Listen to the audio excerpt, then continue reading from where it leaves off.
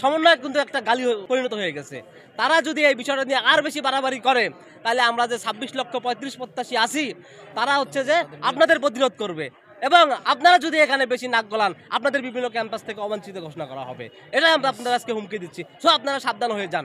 আমরা এই বৈষম্য বিরোধী আন্দোলনে একটি ভূমিকা পালন করছি, কারণ আমরা জানি স্বৈরাচার পতন আন্দোলনে আমাদের যে আন্দোলন ছিল শেখ হাসিনা আমাদের তার একরকম মনোভাবের কারণে আমাদেরকে হচ্ছে বারবার তারা হচ্ছে যে আমাদের দাবিটা যৌক্তিক হওয়া সত্ত্বেও সংসদে 87 বার উত্থাপিত হওয়া সত্ত্বেও তারা আমাদের দাবি বাস্তবায়ন করতেছিল না। সেক্ষেত্রে আমরা 35 প্রত্যাশী সকলেই রাস্তায় নেমে এসেছি এবং হচ্ছে যে স্বৈরাচার পতন আন্দোলনে অংশগ্রহণ। সমন্বয়ক তারা এসে টিএসসিতে বসে ফার্স্ট ইয়ার সেকেন্ড ইয়ারের সঙ্গে বসে ডিসকাস করতেছে চাকরিতে বয়সের প্রবেশ কত হবে। আমরা বিশ্ববিদ্যালয়ে আসার আগে জানতাম না যে আমার ডিপার্টমেন্টের সমস্যা কি। যখন বিশ্ববিদ্যালয়ে ভর্তি হয়েছি তখন জানছি আমার ডিপার্টমেন্টের সমস্যাটা কি। তো এখানে এসে আমরা জানলাম যারা এখন চাকরির বয়স কত হবে তারা মানে এটা আলোচনা করার জন্য বুঝতে হবে যে চাকরির প্রত্যাশী কারা, তাদের সঙ্গে বসতে হবে। ফার্স্ট ইয়ার সেকেন্ড ইয়ার তারা কি বুঝে। সো আমাদের এখানে দাবি 35 মানে 35। সৈয়দ রেজাওয়ান হাসান চৌধুরী, আপনাকে আমরা শ্রদ্ধার সঙ্গে বলতে দিতে চাই, চাকরিতে প্রবেশের ন্যূনতম দাবি 35 মানে 35 এবং শর্ত সাপেক্ষে উন্মুক্ত করতে হবে।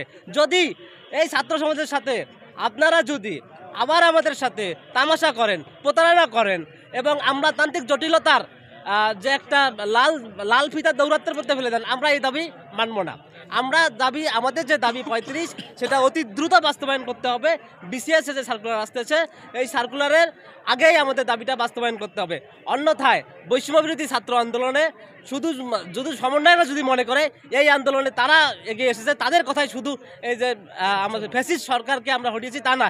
এখানে সকল রাজনৈতিক দল, বিএনপি, জামাত, সুশীল, সাংবাদিক সকলের সুস্পষ্ট সুপারিশ চাকরিতে প্রবেশের বয়স ন্যূনতম 35 এবং হচ্ছে যে আপনার সংস্কৃতির উন্মুক্ত। সেখানে যে এক্সপার্ট কমিটি আছে সেই কমিটি সেটা সুপারিশও করলো 35 এবং নারীদের ক্ষেত্রে 37। তাদেরকে ইগনোর করে আপনারা এটা চাপিয়ে দিচ্ছেন 32-এর ঘাড়ে। এটা খুবই হাস্যকর। জাতি আপনাদের প্রত্যাখ্যান করেছে এবং সমন্বয়ক কিন্তু একটা গালি পরিণত হয়ে গেছে।